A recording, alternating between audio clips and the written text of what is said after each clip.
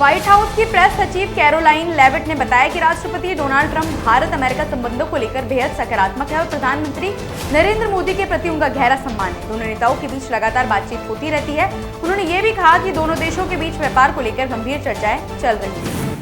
श्री गुरु नानक देव जी के 556वें प्रकाश पर्व पर देश विदेश में श्रद्धा और भक्ति के साथ उत्सव मनाया गया। अमृतसर स्थित श्री हरमंदिर साहिब में श्रद्धालुओं ने पवित्र सरोवर में स्नान किया, अरदास की और गुरबानी की मधुर धुनों के बीच लंगर सेवा में भाग लिया।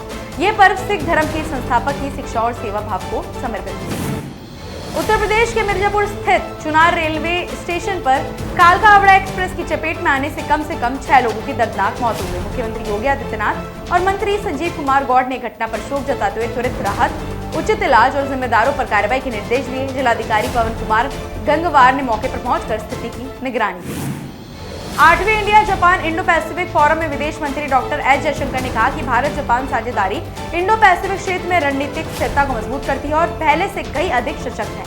उन्होंने सुझाव दिया कि दोनों देशों को अपनी क्षमताओं का लाभ उठाते हुए आपूर्ति श्रृंखलाओं को मजबूत करना चाहिए।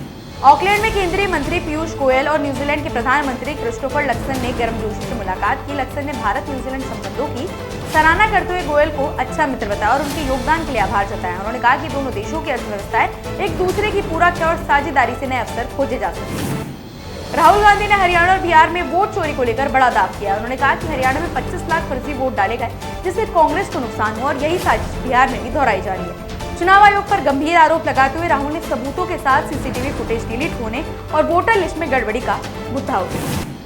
उज्जैन में महाकाल मंदिर के आसपास प्रशासन ने अवैध अतिक्रमण के खिलाफ कार्रवाई शुरू की है। श्रद्धालुओं की सुविधा और मंदिर क्षेत्र की पवित्रता बनाए रखने के लिए अभियान चलाया जा रहा है। प्रशासन ने स्पष्ट किया है कि धार्मिक भावनाओं का सम्मान रखते हुए कानूनी प्रक्रिया के तहत अतिक्रमण हटाया जा रहा है। उत्तर प्रदेश के मुख्यमंत्री योगी आदित्यनाथ ने लखनऊ के डालीबाग इलाके में माफिया राजनेता मुख्तार अंसारी से अवैध कब्जे से मुक्त कराई गई जमीन पर बने फ्लैट्स के आवंटियों को चाबियां सौंपी। ये कदम कानून व्यवस्था और पूर्णवास की दिशा में सरकार की बड़ी पहल माना जा रहा है। प्रशासन ने इसे जनता के हित में उठाया गया निर्णायक कदम बताया। पूर्व क्रिकेटर मोहम्मद अजहरुद्दीन को हाल ही में तेलंगाना मंत्री परिषद में शामिल किया गया और उन्हें अल्पसंख्यक कल्याण व सार्वजनिक उपक्रम विभागों की जिम्मेदारी सौंपी गई है। अजहरुद्दीन ने कहा कि वह मिले हुए विभाग से संतुष्ट है और अल्पसंख्यकों खासकर मुस्लिम समुदाय को सशक्त बनाना जरूरी है। उन्होंने इस जिम्मेदारी को सेवा का अवसर बताया।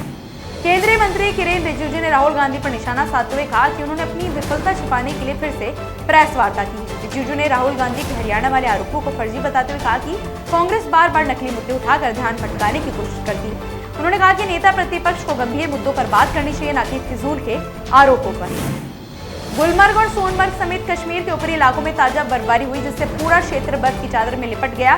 बर्फबारी ने गुलमर्ग को एक खूबसूरत विंटर वंडरलैंड में बदल दिया है, जिससे पर्यटकों में उत्साह है। वहीं मैदानी इलाकों में बारिश का दौर जारी है।